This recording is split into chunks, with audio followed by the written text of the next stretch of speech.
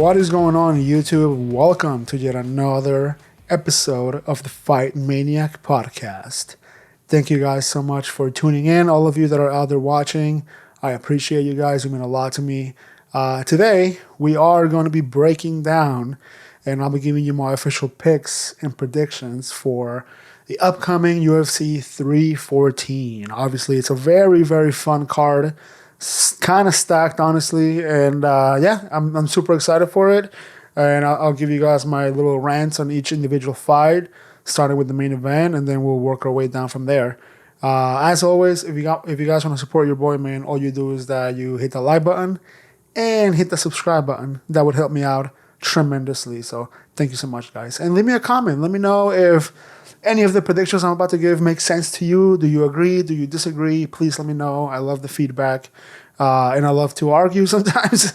Like, why do you think someone else will win or not? You know what I mean? So why do you think Chandler is not going to get choked out, in the first round? I don't know. I'm just saying.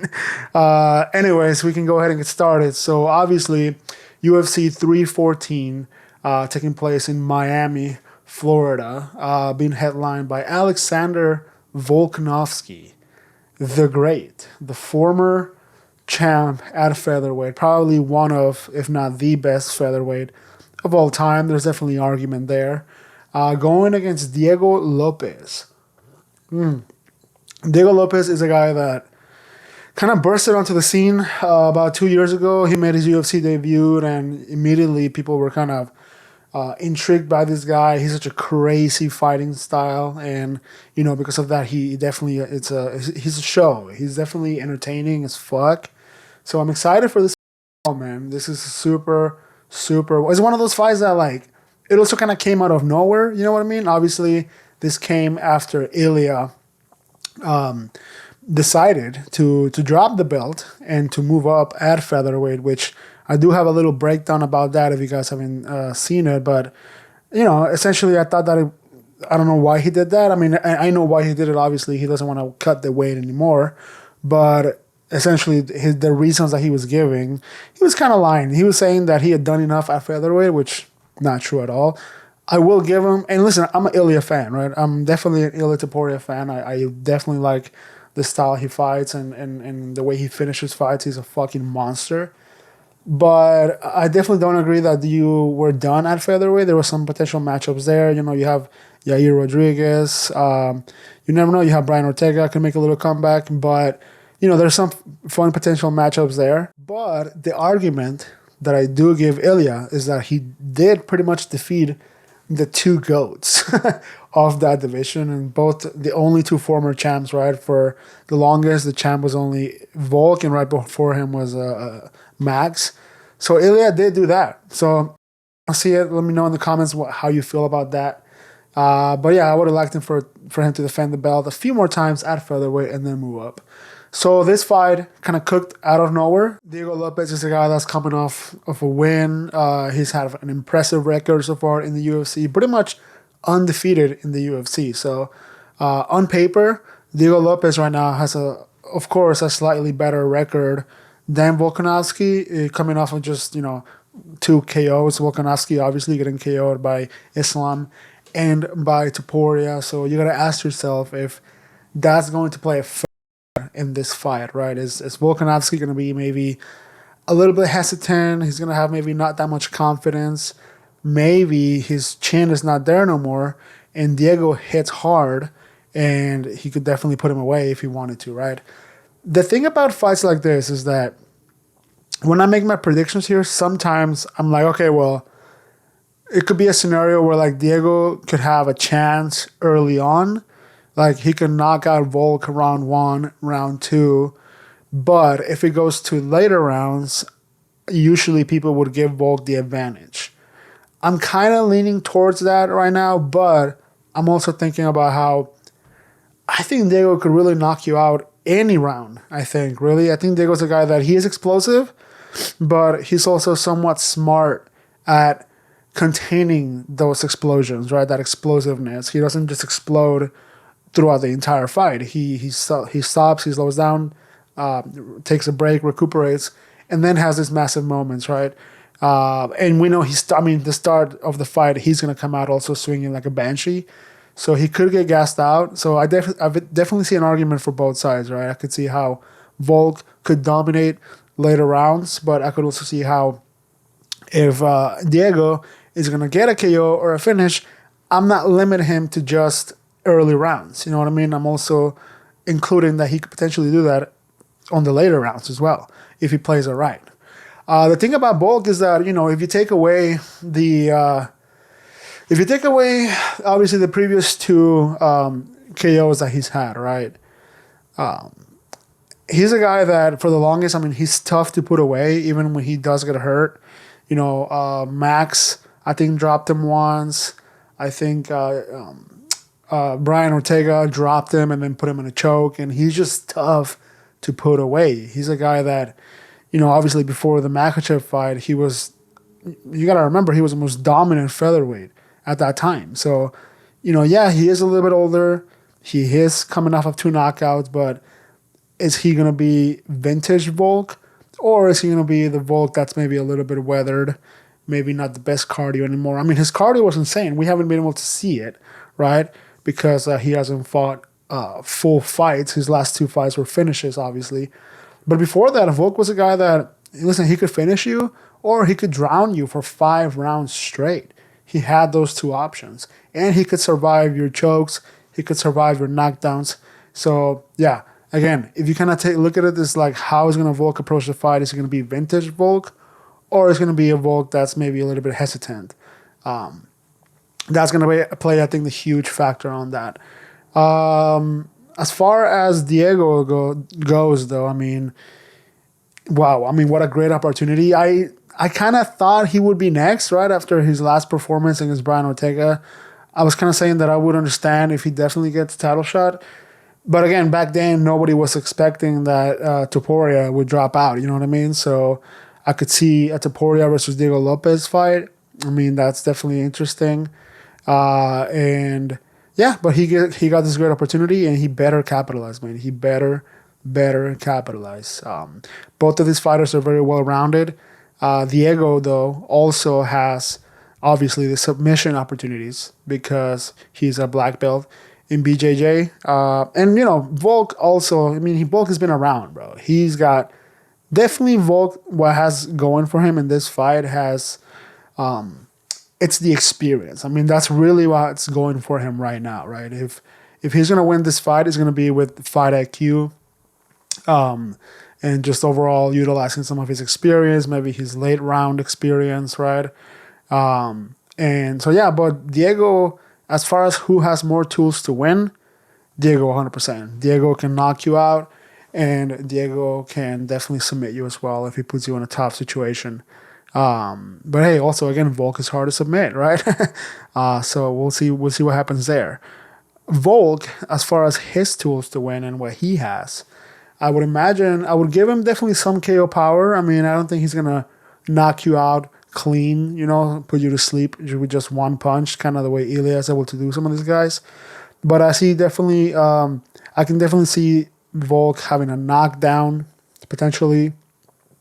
And then we know one thing he is really good at, one thing he's amazing at, is just dominating on top of you and just ground and pound you. Remember that fight against Brian Ortega? He was able to, after he got out of throughout the whole fight, he was landing some nasty ground and pounds.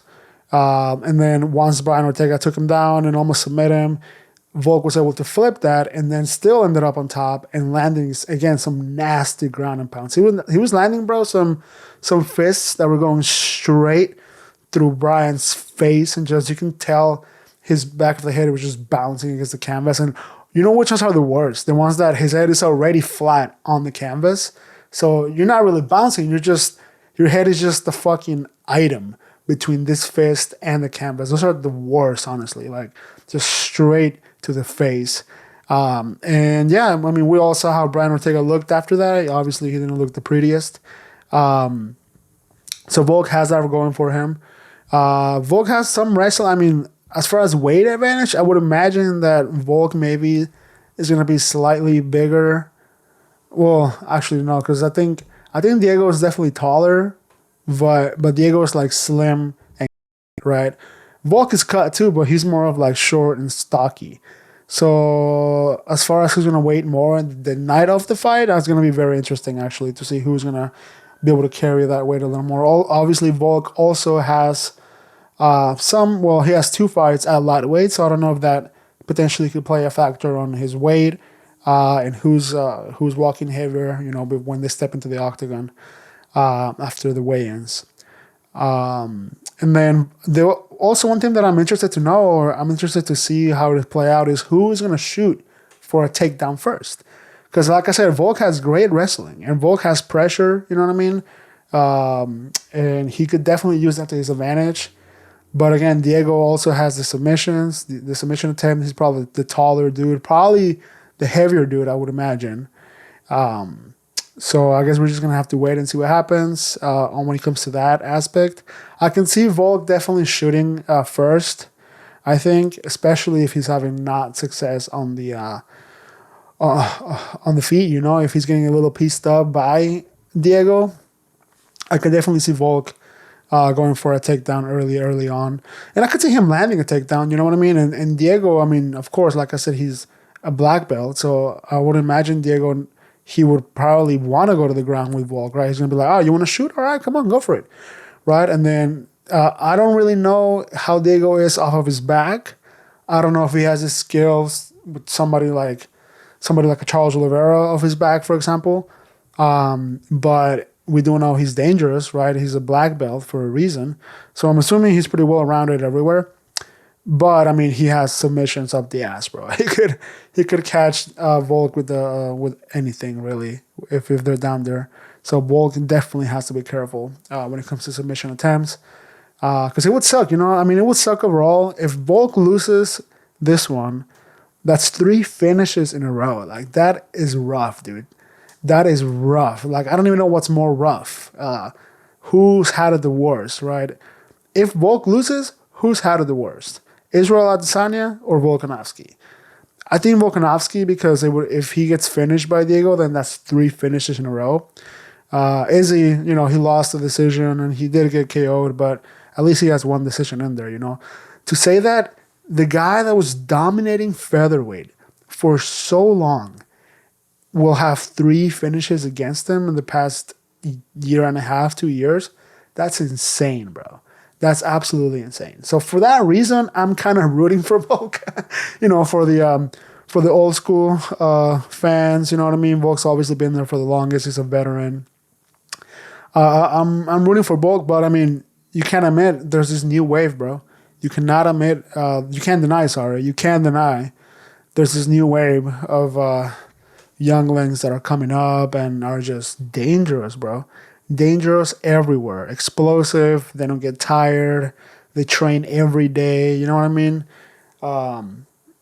It's just tough, bro. It's the way it is. It's the way sports go. The old school opens up the floor for the new school. And if Diego is able to capitalize and get rid of a legend like Volk, I mean, what a name. What a name to have under your resume. Alexander Volkanovski, former champ, title challenger at lightweight too. It's been up there in the pound for pound for the last probably, I would say maybe 5 years to 10 years. He's been up there in the pound for pound rankings. And yeah, just, lap the division, beat the who's who, beat, Max, beat Aldo, and beat all the legends. So, I mean, to have someone like that under your resume that you defeated or you finished, Diego will be a superstar. He's already pretty famous, but he will be a superstar and definitely will be someone that will be remembered as one of the GOATs, really. I mean, when you think about it. The only part that sucks about this, though, is that Diego, if he does win, like, there's always going to be that question of, like, who will be better, though, Diego Lopes or Ilia Topuria? You know what I mean? But, we'll have to just wait and see if Ilia ever decides to come back to featherweight. I guess that's another thing to kind of keep considered. If maybe Diego does something impressive, Ilia will be like, all right, well, if he's impressive, if Diego finishes,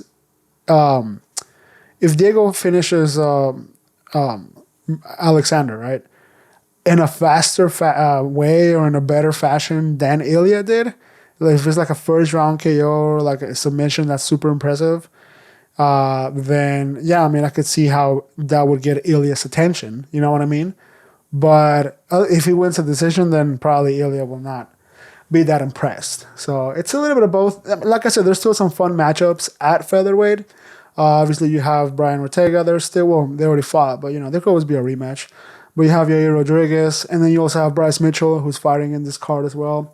So there's a few contenders there, for Diego if he does decide to pull it off and win. So my official prediction for this fight will definitely have to be I'm gonna go with Diego Lopes, and I'm gonna go with Diego Lopes by submission. I think he's gonna get the best of Volk on the feet. I think he's gonna do really good on the striking. He's gonna land a few nice shots, and I think the fight eventually will end on the ground. Whether it's Volk initiating a takedown or whether it's Lopes maybe knocking Volk down or maybe himself shooting a takedown. That's the thing, bro. If you are having success on the feet, like, mix it up a little bit too. You know what I mean? You don't always just have to mix it up when you're losing. If you're having success on the feet and you want to solidify your win, your dominance, not just make it a boring decision, shoot for a takedown. You know what I mean? Because then that will prove that I've always said it. This is literally, I'm not a fighter, but this is the recipe to win fights in the UFC. Obviously, don't get knocked out. Have success on the feet and always shoot for a takedown at least once or twice in each round. Preferably towards the end of the round, maybe like a minute left. And that'll show the judges, okay, this guy's well-rounded. He's not only dominating on the feet, but he's also taking the guy down and controlling him, right? And that's a good recipe to win every single decision out there, bro. But again, I don't think Diego wants that. I think Diego is, again, he comes out swinging early on, so I could see getting him a KO or even a knockdown early on. But my official prediction will be Diego Lopes by submission. That's my prediction. Now, as far as what I'm going to bet, I don't know. I'll probably just bet the money line on Diego. Because again, he's got a little bit of that wow factor and a little bit unpredictable sometimes. So you can't really say for sure. I might just go money line for Diego. And then I may do the under. I don't know. We'll see. We'll see what happens. I usually make my bets like the day of the fight or the night before the fight. Just to see, get the updates, who maybe there's any injuries popping up last minute, maybe somebody missed weight. Once I have all that information, then I go ahead and and I put in some bets. So my official prediction for the featherweight title main event at UFC 314 is Diego Lopes by submission. So here we go, man. Got that locked in. Then we have the co-main event. Fantastic fight, one that I'm actually been very excited. Many people are saying this might be even more interesting or entertaining or more anticipated than the main event. This is the people's main event. We got Michael Chandler versus Patty the Batty Pimblett. What a fun matchup, bro. What a fun matchup. And listen, obviously Chandler had that whole time off with Conor, you know what I mean? But that's not an excuse no more. Like now he has a fight under his belt now. After the whole Conor fiasco, he fought Charles Oliveira, obviously, and lost. But it's not an excuse anymore that, he might have ring rust or something. Like, no, that's done. He has a fight under his belt. He has a training camp under his belt. So he should be good physically and have no ring rust. But I did say last time that it's kind of funny that Conor McGregor is obviously I had a whole other topic on Conor too. I'm not even going to get into it today for another video, but I just have an idea. I mean, I pretty much have a whole little rant on how Conor is never going to come back. And, I'm sure a lot of people will agree with me right now. But Conor McGregor is obviously the biggest superstar in the UFC. But if you look at it in terms of Europe, obviously he's also number one, right? He's number one. Michael Chandler was going to fight the number one guy in Europe. He pretty much got the next best thing with Patty. I mean, Patty, arguably, he's either number two. I would say maybe him or Tom Aspinall. when it comes to Europe or UK, you know what I mean? Definitely number 2 or number 3 guy, as far as popularity goes, obviously. Popularity goes. So as far as making the exact same money that he was going to make with Conor, probably not, obviously, most likely. But as far as hype, this fight is pretty hype. I mean, I'm even more excited for this than the Conor fight because I just knew the Conor fight was going to be a little bit less skill impressive, versus a young up and coming contender like Paddy, who is also a massive superstar. It's fun. I mean, it's recipe for a good fight, and I'm very excited for this. I'm going to tell you right now, I'm going to break it down a little bit more, but I'm going to tell you right now that my prediction is Paddy. I think Paddy takes this fight 100%. And let me say why. I mean, obviously, looking at just the records, Chandler has lost 4 fights out of his last 5, right? So that's a very, very low winning rate out of his last 5 fights. And it's been, has had a few KOs, a few submissions as well. And that's what Paddy does best. Paddy will not only hit you hard, but he will also submit you from anywhere. From anywhere. If Chandler's not careful, we've seen highlights of Paddy just landing flying triangles. He doesn't even have to take you down. He doesn't have to take you down. He could just have to get you in a good spot, somewhere he prefers, and then he'll jump a guillotine or like a flying triangle, something. I mean, he is an amazing grappler. So because of the way Michael Chandler's career has been going, obviously I would favor Paddy here. I would imagine Paddy's the favorite in this, right? I would have to imagine. Yeah, he's definitely the favorite. But I mean, Chandler, you can never count him out. He's in great physical shape. He has experience. He has championship experience. Obviously, the more longer, extensive career. He fought at Bellator for a long time. He's got wars at Bellator.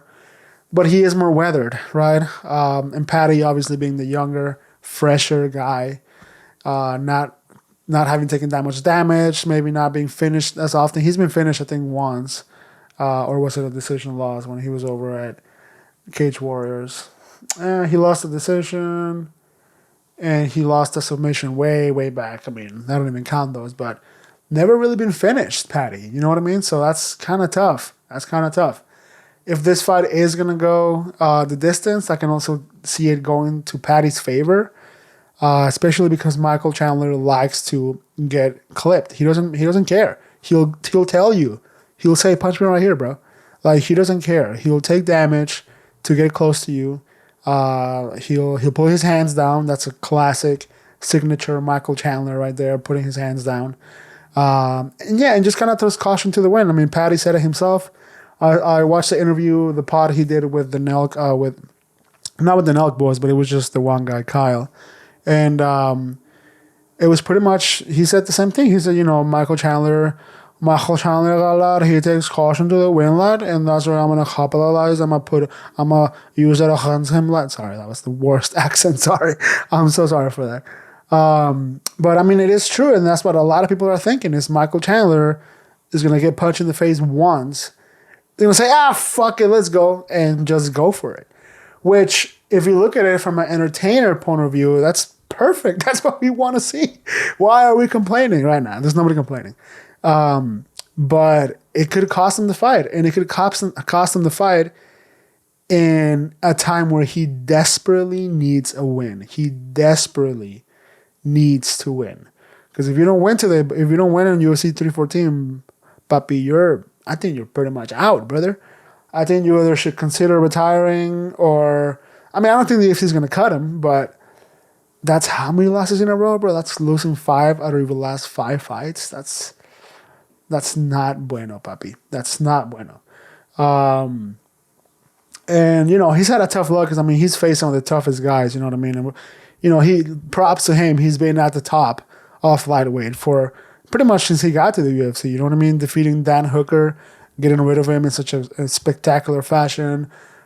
Pair that with literally almost the right callouts from that first fight that he won against Dan Hooker. he was calling out Khabib. He was calling out all these legends, bro. So, I mean, he's had his microphone, he's maximized it. Obviously, famously called out Conor, and it worked for him. I mean, the fight was booked. It worked for him. It worked for his favor. The fight was pretty much booked. You know what I mean? Nobody could have ever imagined that Conor was going to have a pinky issue a week before the fight. I mean, that's so fucking stupid if you ask me. He's been there at the right time. I mean, he's been there when the UFC calls. So he deserves props, man. Don't get me wrong. He deserves all the accolades. He's a great athlete and a great fighter. And I gotta say, the way he talks and kind of the shit he says sometimes, it kind of turns me against him sometimes. Where he talks like a politician. Like, he just says what sounds correct, and he's always trying to have like a sound bite. He's always trying to say like some fucking inspirational soundbite. Like, he's always doing that shit, and it pisses me the fuck off. I love Chandler. Listen, I love Chandler. I'm a huge fan. I just wish you were a little more casual on the mic. You know what I mean? Just be yourself. Just kind of drop the act. I don't know if it's an act fully. I mean, the guy is overall just inspirational, but I don't know. It's just you know. I think who said it a few years ago? I think it was either Gagey or Poirier. Somebody was saying that, like, you know, because of that, they think he's like really fake. They think he's like I'm not saying this is true or anything, right? I'm just the messenger here. I think it was it was Dustin Poirier that said that, yeah, that maybe Chandler, the way he kind of talks sometimes, it just sounds a little not genuine. You know what I mean? It sounds fake. So who knows? But I mean, it's like I said, it's worked for him so far. He's definitely one of the bigger superstars at lightweight division. So I'm excited for that. Going over this fight too, you know, one thing that excites me about Paddy is that if he is able to get past Chandler, he's got a lot of fucking options, man. He's got a lot of options. That would put him right there, potentially for a next title shot, depending on like what happens with Charles Oliveira, with Arman Tsarukyan. But I think preferably maybe he would agree himself that he would maybe want one more fight. And on that interview with Kyle, he did say that how after he defeats Chandler, he wants to fight either Dustin, Justin, or Charles, right? Because he knows those are probably the biggest names at the lightweight division right now, obviously excluding Makhachev. But you got to realize the opportunity there too is for Ilia Topuria, and they famously they hate each other. So again, who knows what will happen if Makhachev is going to fight Ilia or not? But if Ilia doesn't get a title shot right away, who's he going to fight? Is he going to fight Dustin, Justin, Oliveira, Arman? It's a lot of options for everybody right there, man. And I think it's just going to be a timing issue. It's just going to be a matter of like, who can we pair up with the timing? You know what I mean? If Makhachev is looking to fight within the next few months, then Paddy's probably not going to obviously be an option, right? But you got people that are ready. You got probably Ilia Topuria might be ready. Oliveira might be ready. So it's just a matter of what the UFC wants to do, really. But it opens up, you know, this nice possibility for Paddy to fight Ilia. And before they've been on I mean, Ilia was obviously at featherweight, and I think Paddy has always been at lightweight. So obviously the fight wasn't there, even though they were talking shit on each other. Like, the fight wasn't there. It just made no sense. Different weight classes, different ranking levels. Ilia was like already like a top 5, top 10 contender, and Paddy was still coming up on the ranks. So it made no sense, but now it makes so much fucking sense, right? So if Ilia ends up not going for the title shot right away, which I doubt, I think he's going to get if I can make my one prediction for the lightweight division in the next few months, is that we're going to get announced Ilia Topuria versus Makhachev. And yeah, that's going to suck for Oliveira. That's going to suck for Arman. Arman, who cares about Arman, really? The only deserving guy is probably Charles, really. Dustin and Justin probably need one more win, and then eventually maybe get a title shot. So the only deserving guy is Charles, other than Ilia. So yeah, Paddy will put himself in a nice little scenario right there. You know, Chandler is obviously ranked, I think. I don't know, what is he ranked? He's not top 5 anymore, I think, right? No, yeah, he's number 7. Okay, so he's number 7.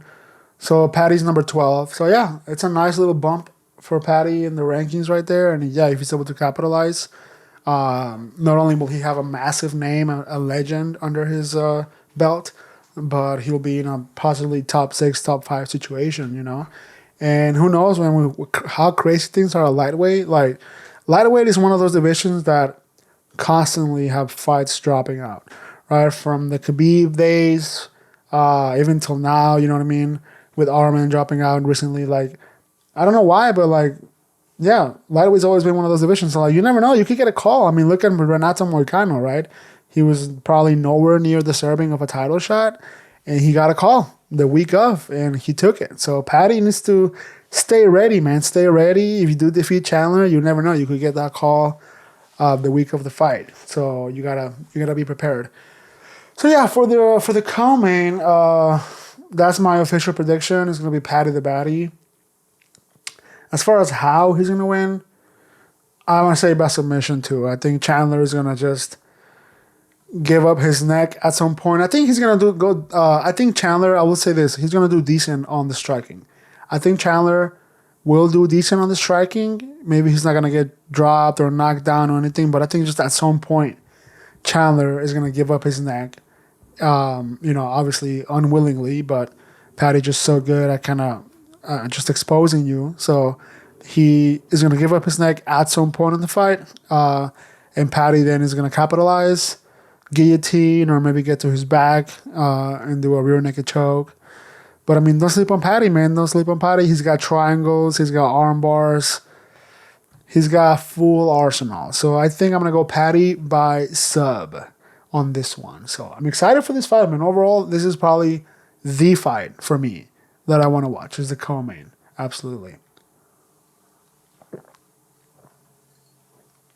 So next up, we have Bryce Mitchell. Obviously, we'll talk about him here in a little bit. So, but then he's fighting John Silva. I don't know how you pronounce his name, Gene or John. Probably Gene Silva. Up next, we have Bryce Mitchell versus Gene Silva. Gene or John Silva. Bryce Mitchell, obviously we know. If you don't know, let me break it down for you. He's a guy that's highly, highly controversial for his outside of the octagon talk, his podcasts, his comments. I'm not going to get too political right now or talk about too many things right now, but obviously he's mentioned a certain character in history that we've mentioned that we know is not a good guy, Hitler. He's a flat earther, you know what I mean? He's making videos about proving how the earth is flat, and he catches a lot of heat. For that. I hope that those people understand, though, that at the end of the day, Bryce Mitchell is actually a phenomenal fighter. He's actually a phenomenal fighter. He's had a tough run. He was a kind of popular, farm boy vibe to it, humble vibe to it, religious. He was coming up. He was somewhat popular. I think he was somewhat popular. He still is, really. Maybe for the wrong reasons, but he was coming up as this young up and coming popular guy. And had a couple of losses, first he had some very impressive wins. He probably the most impressive one was against Edson Barboza. When he defeated Edson, everybody was like, okay, you got to keep an eye on this guy. You got to keep an eye on Bryce Mitchell. He is a dangerous guy, a real contender. He defeated Edson Barboza, and then after that, just got a very tough matchup. Against none other than Ilia Topuria, right? So obviously, he caught that loss right there. Nothing you can do about that, man. You know what I mean? Obviously, Ilia is the current champ, but will drop out. Obviously, a fucking animal and just a tough guy to put away. So tough matchup right there for Bryce. He did get submitted, which is kind of crazy. He got submitted by Ilia. Ilia. Obviously, we know it's a KO artist, a knockout artist, and he'll knock you out, but that'll let you know he's got submissions too. Then he won against Dan Ige. That was a great performance for Bryce. Lost to Josh Emmett, got KO'd in a horrendous way. Got knocked out, and if you remember, he was he was out, and he started having a seizure. Like, it was bad. It was bad. It looked like he was about to die right there on the octagon. Like, it was horrible. Josh Emmett, I mean, also he just fought and lost, unfortunately. I was rooting for him.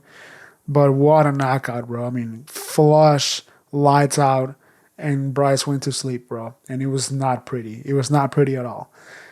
So he's got, and then he won against Kron Gracie. He knocked him out recently, right? At UFC 310, I want to say. Kron Gracie obviously being more of a jiu-jitsu specialist. So Bryce Capital is there and, catch the nice little KO that he desperately needed for his record.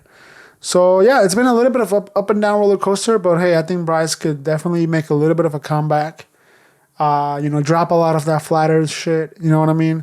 Go back to when you were being really popular, just because you were, again, humble, you were donating your purse to charity, you were saying the right things, you were respectful, but you were also finishing these guys, you know what I mean, in a respectful manner, but still an animal. And that's what people like. Like Justin Gage, for example. People like that on the outside of the octagon. He's such a nice guy. But then you put him in there and you lock the cage and they become this fucking animal. That's what we liked about Bryce Mitchell. He was unique. Again, he was humble. It was a nice little stick he had going on. And then the losses plus all this flat earth shit, that's just not been helping him at all. Not that much. So, yeah, I mean, he definitely needs a win, obviously, and he wants to keep climbing up the ranks. He needs to get past Gene Silva. But it's fucking tough, bro, because now moving over to Silva, he is also a fucking animal. I mean, his record speaks for itself. His last loss was in 2018 at another organization. And it was just a decision. So ever since 2018, he's been absolutely undefeated. He is also a finisher, bro. I cannot emphasize this guy. KO, TKO, TKO, TKO, TKO, doctor stoppage, TKO, retirement, submission, guillotine, KO, punch, submission. This guy is an absolute fucking finisher. So, I mean, a lot of people look at it this way of like, did the UFC purposely give Bryce Mitchell, or feeding Bryce Mitchell like a little sacrificial lamb to Gene Silva, right? Because of, it's out there that Dana White came out and talked a lot of shit on Bryce Mitchell. He called him dumb. He called him uneducated. He called him stupid.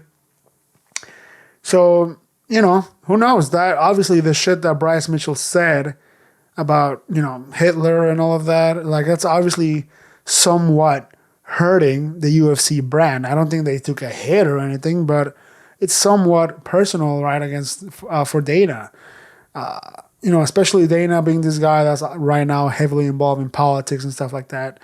Like, you gotta ask yourself, did the UFC give this absolute savage of a murderer in Gene Silva to Bryce Mitchell to kind of put him in his place a little bit, give him a little lesson, make him go through a tough guy, strain him up a little bit, and who knows? I mean, that could definitely be the case. But if Gene Silva is able to capitalize off of this too, again, Bryce Mitchell is a guy that has a big name right now. A lot of eyeballs are on him right now. So if Gene Silva is able to capitalize and get us a finish like he always does, I think that he's going to catapult himself and get a little bit more famous and keep climbing the ranks, right? I don't think he is currently ranked right now. I don't think... Oh, yeah, so Bryce Mitchell is 13. And no, Gene Silva is not currently ranked. So this could be a great opportunity for Silva to put himself right there in possibly a top 10, top 12 situation, And that's great because now you're in the party, buddy. Now you're in the party. Now you're a contender for sure. So, yeah, this guy's scary. Gene Silva is an animal. and primarily a striker, but he definitely has submissions too. Bryce Mitchell, again, also a phenomenal submission artist. His famous move, by the way. There's a video going around recently of him doing the twister and how he's setting it up. And it's clean, buddy. It's actually clean. Eddie Bravo is in the gym, and he gets, when Eddie Bravo is screaming in the video, holy shit, I would have never thought of that. That's a compliment. Like, that has to be a I mean, Eddie Bravo, if you don't know, he is one of the jiu-jitsu legends, right? Obviously, maybe most of you know him from the Joe Rogan podcast, and he's also in all that flat earth shit, but he makes it fun. Bryce just makes it a little bit, like, unbearable. You know what I mean? But Eddie makes it fun. I don't know. Eddie makes it fun. And yeah, I mean, those are some OG Joe Rogan episodes when Eddie was just talking about flat earth and shit like that. Those are great episodes. OG times. As far as my official prediction for this one, I would call it as... I want to say Gene Silva. Gene Silva has the opportunity here to, again, capitalize against a popular guy like Bryce Mitchell. I think on paper, if you go on record and tools of winning, Gene Silva has definitely the bigger tools of winning right now. So I'm going to say Gene Silva, I'm going to say by KO. It sounds bad. Oh, yeah, actually, that sounds so bad because, again, I don't want to see Bryce Mitchell get knocked out again and the way he did, right? But Gene Silva is just a finisher, bro. He's a finisher. He's got almost 100% rate finish. Like, how can you bet against that, right? Like, that's fucking insane. So I hope Bryce Mitchell doesn't get hurt too much, and I hope he doesn't get KO too bad this time. But I can see Gene Silva finishing that fight early, too. I want to say round one, round two. So there's a little bonus there for you. Gene Silva, maybe a round one, round two. Yeah, and there's a reason why he's a huge favorite, actually. Minus 275. Bryce Mitchell being a plus 225. But like I said, don't sleep on Bryce. He's a guy that maybe has done, I don't know mentally, but as far as physically, he's definitely done some maturing. You know what I mean? He's definitely a more experienced fighter that he was even back then when he was beating Edson Barboza and those guys. Definitely more experienced now and has been in the rankings for a little bit longer now. He's been in bigger pay-per-views for a little bit now. So he's got a little bit of that going on for him. But, yeah, I mean, I don't know. On paper, Gene Silva is going to be really tough to get past through. So I wish him the best, but my money and my prediction is on Silva. So shout out. Then we have a fight that's very fun fight, very anticipated, potentially also one of the fight of the nights. It's going to be Yair Rodriguez versus Patricio Pitbull. This is great fight, great striking fight. Obviously, Yair has some of that crazy karate style striking. He has amazing punches, amazing kicks, flying knees, spinning elbows, anything. Whatever you can imagine, whatever you can do in the video game, in the UFC video game, he can do it in real life. He is an absolute ninja. He's really fucking good. Has a tough run right now, obviously coming off of 2 losses, right? He got submitted by Brian Ortega most recently, and he hasn't fought ever since. That was last year, and probably about a year ago, around February, I want to say. And before that, he lost against Volkanovski. So, what Yair has going for him, he's obviously he's former interim champ. And don't forget that. He defeated Josh Emmett. He submitted Josh Emmett, which is great. But then he lost against Volkanovski. He got pretty much dominated by Volkanovski and got knocked out. So definitely the experience is there for Yair. Experience in the UFC. Because Patricio has that experience. Obviously, he's not a up-and-coming contender guy. He is a former Bellator champ. So experience is there, right? There's always the argument of if the skill level is the same in Bellator versus the UFC, is it, who will win the light heavyweight or the lightweight champ at Bellator versus the lightweight champ at UFC. Like, there's always been that question. But I think we're gonna get to find out, in this fight is who. They're pretty matched up pretty evenly. This is a fantastic matched up fight. Patricio technically is scheduled as a jiu-jitsu guy, but I mean let me look at his record. He definitely has some KOs, I think. He's an absolute fucking monster of a fighter. Yeah, I mean his last fight at Bellator, he won by KO. Got knocked out before that, so a little rough right there. Lost a unanimous decision. But then before that, he has 3 wins in a row by decision. Has a few KOs through his career. He has a fuck ton of championship fights at Bellator, bro. He defended that belt fucking a ton. Was he just a 1 division winner? I don't know. Let me know if he was a multiple division champ. I don't know, but wow. I mean, going back all the way to 2014, on ESPN, you see the belts next to the fights. All for his are for belts. That's insane, bro. It's actually insane. So, I mean, talking about experience, talking about championship fights, I mean, Pitbull has it right there, right? I think. Pitbull definitely has it right there. I think...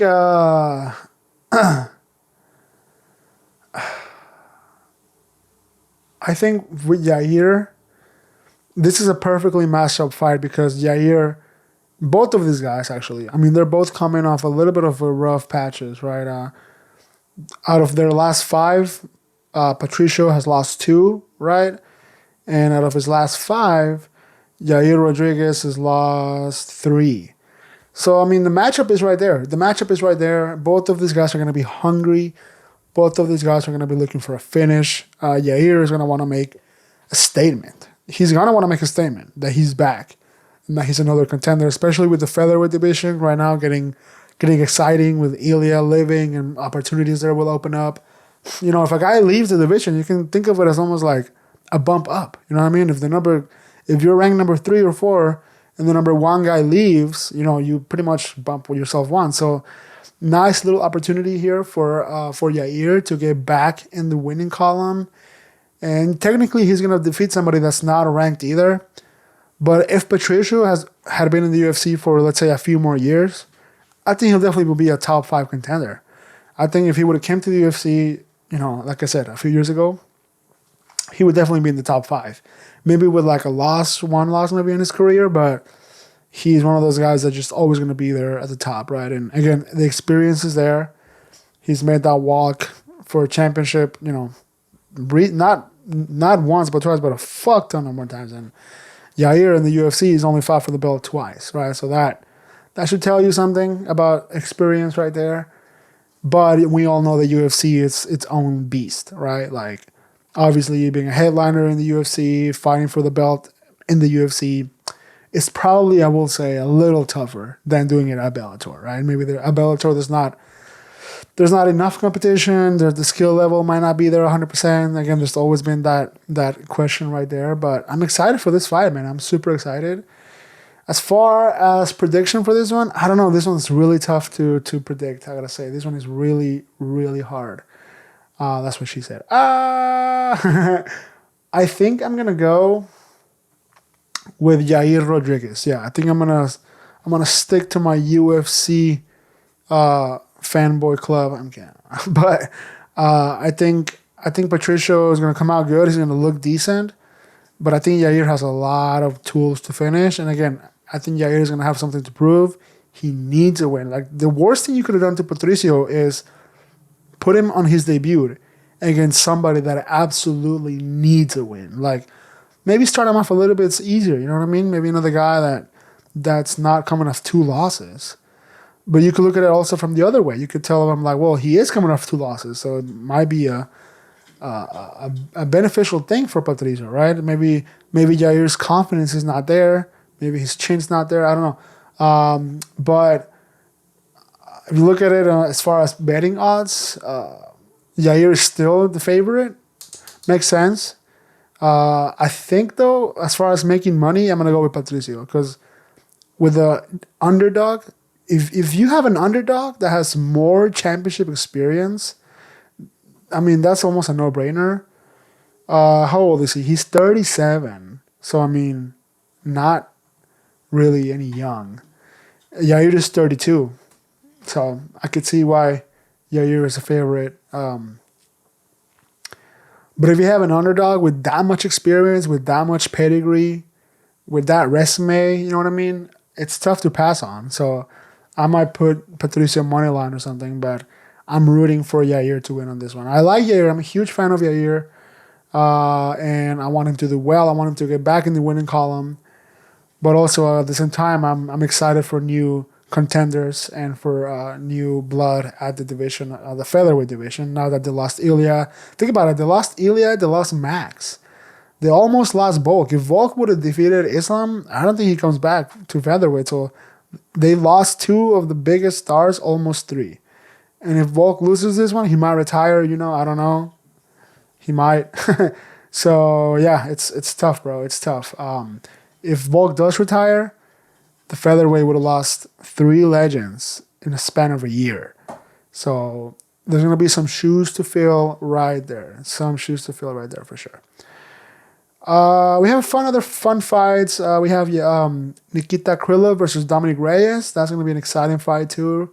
I think for that one, I'm going to vote for Dominic. Dominic is such a good guy. He has got also a bunch of losses in his career, you know, since the John Jones loss. Lost to Yuri Prohaska, lost to Jan Blachowicz. But he's coming off 2 wins, so good for him, man. He needed to get back in the winning column, so he defeated Anthony Smith last year. So good for him. He knocked him out. I'm going for Dominic here. I think Dominic deserves this win, deserves to keep winning. He's thinking of retirement soon. Maybe he doesn't go out in a bad way, you know. So shout out to Dominic. I hope he does well. We have Dan Ige versus Sean Woodson. I'm going Dan Ige on this one. Just because the guy is a fucking animal, bro. Just, again, I'm always going to be a Dan Ige fan. Ever since he took that last-minute fight against Diego Lopes, that obviously, what an animal, what a savage. I mean, literally almost last minute, bro. It was like last couple hours. People say the term last minute when it was really like a week notice, 2 weeks notice. You know, it is pretty last minute, especially for a fight. But the same day, that's actually insane. So shout out Dan Ige. I'm gonna put my prediction with Dan Ige. This is an exciting fight too. We have Yan Xiaonan, who is a former title contender. She fought Zhang Wei Li for the title and lost against Virna Jandiroba, who is a contender that has been up there for a little bit now. She's got some decent wins under her belt. Most recently, he defeated Amanda Lemos. I mean, look at some of these names. Amanda Lemos. She's defeated Lupi Godinez, Angela Hill. So this was some really good names to have under your belt. She is currently 36, and Yan is 35. So they're pretty close in age. That's not really that much of a difference right there. I think I'm going Virna. I'm going Virna because I want her to do well, and I want her to. She's so good. I want her to get the title shot. And if you defeat the former title challenger, that's a pretty good argument for. That's a pretty good argument for them being next on the title, right? Especially a strawweight, which there's not a lot going on at strawweight, you know. Jim Miller versus Chase Hooper. That's a fantastic fight that I'm super excited about too. Jim Miller being obviously a veteran and being such a OG of the sport.